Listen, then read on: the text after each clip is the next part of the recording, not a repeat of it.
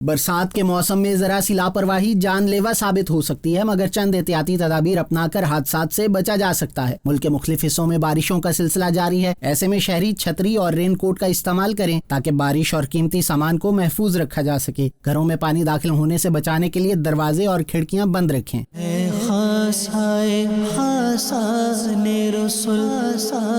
وقت دعا ہے